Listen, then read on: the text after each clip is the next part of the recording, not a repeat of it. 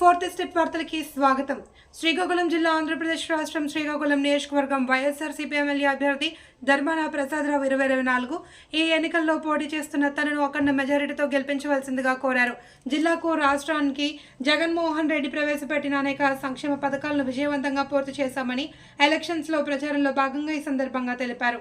శ్రీకాకుళం నియోజకవర్గానికి ఇప్పటివరకు తెలుగుదేశం ప్రభుత్వం పరిపాలించిన కాలంలో ఇటు శ్రీకాకుళం నియోజకవర్గంలో రాష్ట్రంలో ఎటువంటి అభివృద్ధి జరగలేదని, కనీసం నాగావళి నది మీద ఒక కొత్త వంతెన కూడా కట్టలేని పరిస్థితిలో ఉండేవారని తెలిపారు. తమ ప్రభుత్వం అనేక నదులపై, ముఖ్యంగా నాగావళి నదిపై కొత్త వంతెనలు నిర్మించామని తెలిపారు. శ్రీకాకుళం పట్టణానికి 80 ఫీట్ రోడ్డు, నియోజకవర్గం మొత్తంలో అనేక రకమైనటువంటి ప్రాంతాల్లో చెట్లు నాటామని, ఉండే పార్కులు అన్ని అభివృద్ధి చేశామని తెలిపారు. ఇటు రైతులకు, కార్మికులకు, వృత్తి కళాకారులకు, వితంతు మహిళలకు, డ్వాక్రా మహిళలకు ముఖ్యమంత్రి జగన్మోహన్ రెడ్డి అనేక సంక్షేమ పథకాలు ప్రవేశపెట్టారని తెలిపారు. అదేవిధంగా ప్రభుత్వ పాఠశాలలను ఆధునీకరించారని తెలిపారు. సూపర్ 6 మీరు అనుకుంటారు అమ్మ నాయన ఇంకా బాగున్నాయి.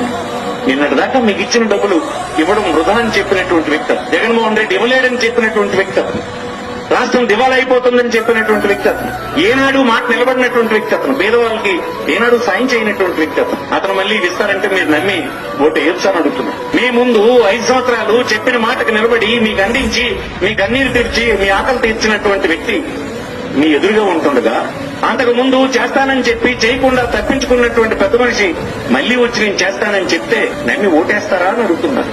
ఆలోచించవలసిన సమయం.